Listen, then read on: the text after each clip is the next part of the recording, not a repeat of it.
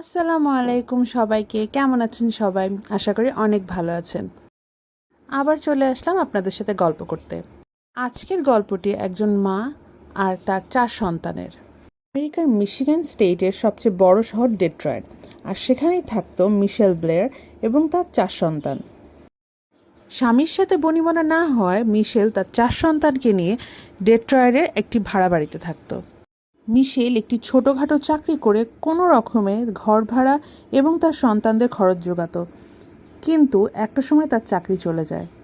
এর ফলে সে তার আত্মীয় এবং পরিচিতদের থেকে টাকা ধার করা শুরু করে এবং একসময় তার সন্তানদের স্কুল থেকেও সে ছাড়িয়ে দেয় এই টাকার অভাবে।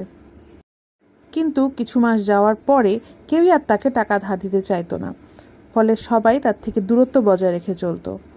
এর ফলে মিশেল তার বাসা ভাড়াও দিতে পারে না, ফলে সে এক সময় ভাড়া জমাতে জমাতে প্রায় 2 লক্ষ টাকা জমে যায়। বাড়িওয়ালা বহুবার তাকে বাড়ি ছেড়ে দেওয়ার তাগাদা দেয়, কিন্তু মিশেল তার কোনো রেসপন্স করে না। ফলে সে কোর্টের দ্বারস্থ হয় এবং কোর্ট অর্ডার দেয় যে মিশেলকে বাড়িটা ছেড়ে দিতে। এই অর্ডারের পরেও যখন মিশেল কোনো রেসপন্স করে না, তখন কোর্ট থেকে কিছু মানুষ পাঠানো হয় যাতে তারা বাড়িটা খালি করে দেয়। সো 15ই মার্চ 2015 সালে কোর্টের আদেশ মতো কিছু মানুষ যায় যে মিশেলকে তার বাড়ি থেকে বের করে দেওয়া এবং তার জিনিসপত্র সহ বের করে দেওয়ার জন্য। কিন্তু তার আগে অনেকক্ষণ ডোর ধাক্কাধাক্কি করলেও ভিতর থেকে কোনো শব্দ পাওয়া যায় না। তাই তারা কোনো উপায় না পেয়ে বাড়িওয়ালার থেকে ডুপ্লিকেট চাবি নিয়ে দরজা খুলে ভিতরে ঢোকে। ভিতরে কেউ ছিল না, কিন্তু আশেপাশে বাড়িঘরের পরিবেশ খুব নোংরা ছিল। ঘর খালি করতে আসা টিম ধীরে ধীরে মিশেলের সকল জিনিসপত্র ঘরের বাইরে বের করে দিতে থাকে। একসময় এই টিমের চোখে পড়ে একটা ফ্রিজারের দিকে, কিন্তু ফ্রিজারটা প্রায় পুরোটাই বরফ দিয়ে পূর্ণ ছিল। তাই তারা ফ্রিজারের সুইচ অফ করে রাখে যাতে বরফটা গলে যায় এবং ফ্রিজারটা বের করাটা সহজ হয়ে যায় তাদের জন্য। ফ্রিজার থেকে কিছুটা বরফ বের করার পরে তারা দেখে বরফের নিচে একটা বড় প্লাস্টিকের ব্যাগ। যখন তারা দেখতে যায় যে প্লাস্টিক ব্যাগের ভিতরে কি আছে, তারা দেখতে পায় যে এর ভিতরে একটা মেয়ের মৃতদেহ রয়েছে। এটা দেখা মাত্রই টিমটি দ্রুততার সাথে পুলিশকে ফোন দেয়। পুলিশ এসেই ফ্রিজারটা খতিয়ে দেখা শুরু করে এবং কিছুক্ষণ পরে বরফ আরেকটু গললে তারা নিচে আরেকটি মৃতদেহ দেখতে পায়। এবার পুলিশ খুঁজতে শুরু করে মিশেল ব্লেয়ারকে এবং খুব তাড়াতাড়ি, মানে কয়েক ঘন্টার মধ্যেই তারা মিশেল ব্লেয়ারকে তাদের হেফাজতে নিয়ে নেয়। ধরা পড়ার সময় মিশেলের সাথে তার 2 সন্তান ছিল। পুলিশ যখন তাকে আর তার বাকি 2 সন্তানের কথা জিজ্ঞেস করে, সে কোনো উত্তর দিতে পারে না। তখন পুলিশ তাকে তার বাসায় নিয়ে যায় এবং ফ্রিজের মৃতদেহ দেখিয়ে জিজ্ঞেস করে এই মৃতদেহগুলোর ব্যাপারে। তখনও মিশেল আর কোনো কথা না বলে জাস্ট পুলিশকে এটুকুই বলে যে আই এম সরি। মিশেলের দেহ কোনো সদুত্তর না পেয়ে পুলিশ মিশেলকে কাস্টাডিতে নেয় এবং সেখানে মিশেলের থেকে যে কাহিনী শোনা যায় সেটা আসলেই ভয়ঙ্কর। মিশেল জানায় 2012 সালের অগস্টে যখন সে বাইরে থেকে বাড়ি ফিরেছিল, সে দেখেছিল তার ছোট ছেলে ম্যাথিউ একটি প্লাস্টিকের পুতুলের সাথে অনৈতিক আচরণ করছে। তখন সে ম্যাথিউকে জিজ্ঞেস করেছিল, তুমি এটা কি করছো, তোমার সাথে এমন কেউ কি করে? ম্যাথিউ বলেছিল যে তার বড় ভাই স্টিভেন প্রায় তার সাথে এমন করে। এটা শোনার পরে মিশেল তার বড় ছেলের রুমে যায় এবং সেখানে তাকে জিজ্ঞেস করে যে তুমি কি তোমার ছোট ভাইয়ের সাথে কোনো দুষ্টুমি বা খারাপ কিছু করেছো? মায়ের এই রাগান্বিত চেহারা দেখে স্টিভেন বলে দেয় যে হ্যাঁ, এবং এরপরে স্টিফেনের উপরে চলতে থাকে অমানবিক নির্যাতন। প্রথমে মিশেল তাকে একটা ঘুষি মারে এবং তাকে ফেলে দেয়। এরপরে তাকে অকথ্যভাবে মারতে থাকে, এমনকি মুখের ওপর প্লাস্টিক পেঁচিয়ে অলমোস্ট শ্বাসরোধ করে সে তার ছেলেকে ততক্ষণ মারতে থাকে যতক্ষণ না সে অজ্ঞান হয়ে যায়। এরপর থেকে প্রতিদিনই স্টিফেনের উপর চলতে থাকে অমানবিক অত্যাচার। কখনো তার শরীরের উপর গরম পানি ঢেলে দিত, কখনো তার গোপন অঙ্গের উপর গরম পানি ঢেলে দিত। এত গরম পানি ছিল যে তার মাংস খসে খসে পড়তো।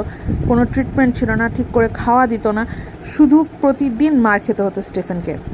2012 সালের 30শে আগস্ট প্রায় 2 সপ্তাহ এরকম অকথ্য অত্যাচার সহ্য করার পরে 9 বছরের স্টিফেন মারা যায়। স্টিফেনের মৃতদেহকে তার মা মিশেল যাতে কেউ না জানতে পারে এজন্য ফ্রিজের মধ্যে রেখে দেয়। এভাবে 9 মাস কেটে যায়। যেহেতু স্টিফেনদের সাথে কারোর কোনো যোগাযোগ ছিল না, তাই স্টিফেনের হারিয়ে যাওয়া কারোর চোখে পড়েনি। এরই মধ্যে মিশেল একদিন জানতে পারে যে তার মেয়ে স্টোনি, সেও তার ছোট ছেলে মিশেলের সাথে নাকি খারাপ ব্যবহার করত। এটা শোনার পরে মিশেলের আবার মেজাজ খারাপ হয়ে যায়। এটা জানার পরে মিশেল তার মেয়েকে অমানবিকভাবে মারা শুরু করে, এমনকি তাকে ঘরে একটা বন্ধ করে রাখতো সে, সেখানে কোনো খাবার পানি কিচ্ছু দেওয়া হতো না। সেই ঘরের দরজা একমাত্র তখনই খুলতো সে যখন তার মনে হতো তার মেয়েকে তার মারতে হবে। স্টোনি বেশি দিন এই অত্যাচার সহ্য করতে পারেনি। 2013 সালের মে মাসে মাত্র 13 বছর বয়সে মারা যায় স্টোনি। মিশেল জানায় যে এরপরে সে পুলিশের কাছে স্যারেন্ডার করতে চেয়েছিল, কিন্তু তার বাকি 2 সন্তানের দিকে তাকিয়ে সে স্যারেন্ডার করেনি, বরং স্টোনির লাশটাও সে একইভাবে ফ্রিজারে রেখে দিয়েছিল। এবং এরপরে প্রায় 2টা বছর মিশেল যেখানে ঘুমাতো তার ঠিক সামনেই ছিল ফ্রিজারটা, এবং ফ্রিজারের মধ্যে ছিল তার 2 সন্তানের লাশ। সে যে তার 2 সন্তানকে এভাবে খুন করলো এই বিষয়ে তার কোনো রিগ্রেট নাই। সে মনে করে যে সে যেটা করেছে সেটাই ঠিক এবং সেটাই করা উচিত ছিল।